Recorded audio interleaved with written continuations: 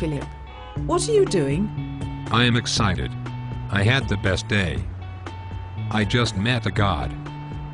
Our God. Yes. An honest-to-goodness god. How do you know this person was a god? Because he did a miracle. A miracle. That's right. He said his name was Phaedrus and he showed me this great thing. It is a small piece of wood with a piece of charcoal at the point, and if you drag it across paper, it creates characters. You mean, he showed you a pencil?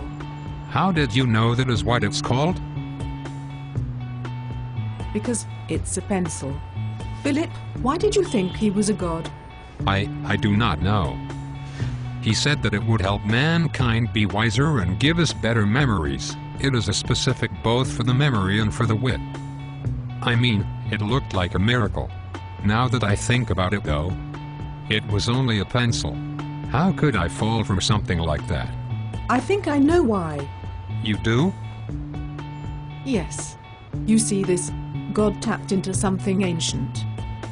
He accessed that primordial part of the human brain that says that it is easier to believe a myth in order to explain what you don't know than comprehend what it really is.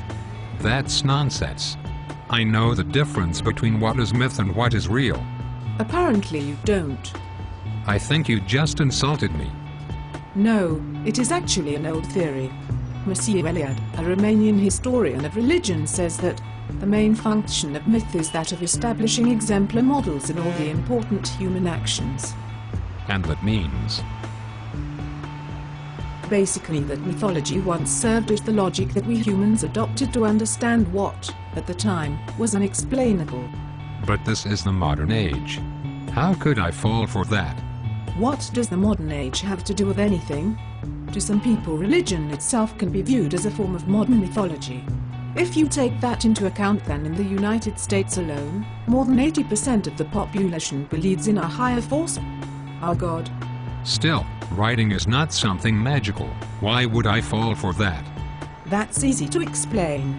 You see, if you think of writing as a type of philosophy, something overly hard to understand, then it makes perfect sense why you are duped so easily.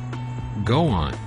You see, the human mind sometimes has difficulty understanding difficult subject matter. Take Plato and his play, Phaedrus. In it, he uses myth to make philosophical points. This is blatant because Kenneth Daughter, author of Imagery and Philosophy in Plato's Phaedrus, states that, accordingly, the dialogues make no claim to give authoritative solutions to philosophical questions. They tend rather to be suggestive and cloaked in mythology. Again, the reasoning for this is because the human mind can more easily process difficult information in the form of something fantastical. Sound theory, honey. But I've done some reading too. David J. Schenker, in his article, The Strangeness of the Phaedrus, states an alternate theory. He says that Socrates is not telling myths in order to ease his philosophical theories. Instead, he states that the Phaedrus and Themis story is disappointing. It is not what is said about these speeches or the trivializing tone taken toward them, but what is not said. The author himself admits that these stories are being trivialized by Socrates.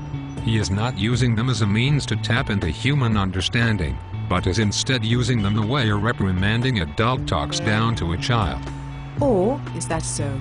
My, what a big boy you ought to have read that all by yourself. You were mocking me now. Only because your theory is flawed.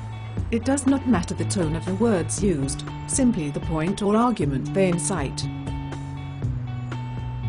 The fact of the matter is, you were still duped today into thinking that you're met a god just because he showed you a magic trick. Hate to see what a real con artist would do to you. What do you mean? I mean, come on, Philip. That was a pretty silly thing to believe. Next you're going to tell me you sold the house to this god to prove your faith. Philip, what did you do? We have to have our stuff packed by noon.